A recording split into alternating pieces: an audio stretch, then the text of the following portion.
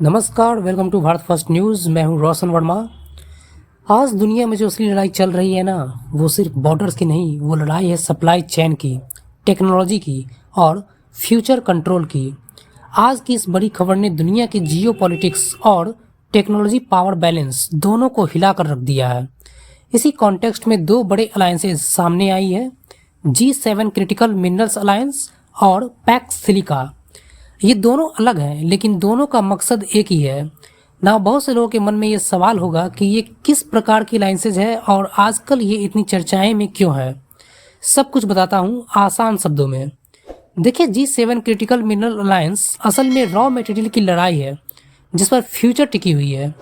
आप सभी को मालूम होगा कि चाइना में रॉ मटेरियल बहुत पाए जाते हैं और चाइना इसे एक टूल की तरह यूज करता है। इस अलायंस का उद्देश्य जमीन के नीचे के रिसोर्सेज जैसे लिथियम, कोबाल्ट, रेयर अर्थ जैसे क्रिटिकल मिनरल्स को कंट्रोल करना और चाइना पर अपनी डिपेंडेंसी को कम करना है। जबकि PACS silica US lead advance technology alliance है जिसका उद्देश्य semiconductor, artificial intelligence, future technology और हाई एंड मैन्युफैक्चरिंग को बढ़ावा देना है। इस अलायंस में USA, Japan, south Korea, Australia जैसे यूएस के अलायंस शामिल हैं सिवाय भारत के।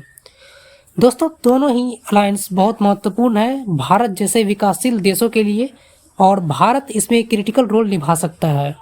हालांकि डोनाल्ड ट्रंप के दूसरे कार्यकाल में अमेरिका और भारत के रिश्ते, चाहे वो ट्रेड डील को लेके हो, रसिया से ऑयल परचेज के मामले हो, कुछ अच्छा रहा नहीं। ट्रंप ने इंडिया के इकोनॉमी को डेड इकोनॉमी तक बोल दिया था, पर लगता है कि सिचुएशन अब कुछ ठीक हो रहे हैं। चाइना को कंट्रोल करने के लिए रेयर अर्थ के मामले में अमेरिका को भारत जैसे पावरफुल देश का साथ चाहिए ना। अगर आप अमेरिका के ऑफिशियल स्टेटमेंट देखें तो भारत में जो आज के समय यूएस एम्बेसडर है सर्गियो गॉड, उन्होंने कहा है कि no partner is more essential than India. मतलब अमेरिका के लिए भारत एक इम्पोर्टेंट पार्टनर है। चाइना जिस तरह मिनरल्स पर पकड़ बनाए हुए है, G7 देश चाहते हैं कि ये डिपेंडेंसी कम हो जाए और सप्लाई चेन भरोसेमंद देशों में फैले। और यहीं पर इंडिया की एंट्री ना गेम चेंजर बन जाती है। भारत को असल में सेंटर में लाने की तैयारी की जा रही थी। मतलब साफ है, फ्यूचर की मिनरल्स भी इंडिया के साथ और फ्यूचर की टेक्नोलॉजी भी इंडिया के साथ। फ्यूचर की सप्लाई चेन इंडिया के बिना चल ही नहीं सकती। और यही वजह है कि आज भारत सिर्फ मार्केट नहीं बल्कि डिसीजन मेकिंग पावर बन चुका है। प्रधानमंत्री श्री नरेंद्र मोदी के नेतृत्व में भारत ने पिछले कुछ सालों में टेक्नोलॉजी, मैन्युफैक्चरिंग और जियो पॉलिटिक्स तीनों मोर्चों पर अपनी एक अलग पहचान बनाई है। दुनिया भारत को सिर्फ सप्लाई चेन पार्टनर नहीं, सप्लाई चेन पिलर के रूप में अब देख रही है।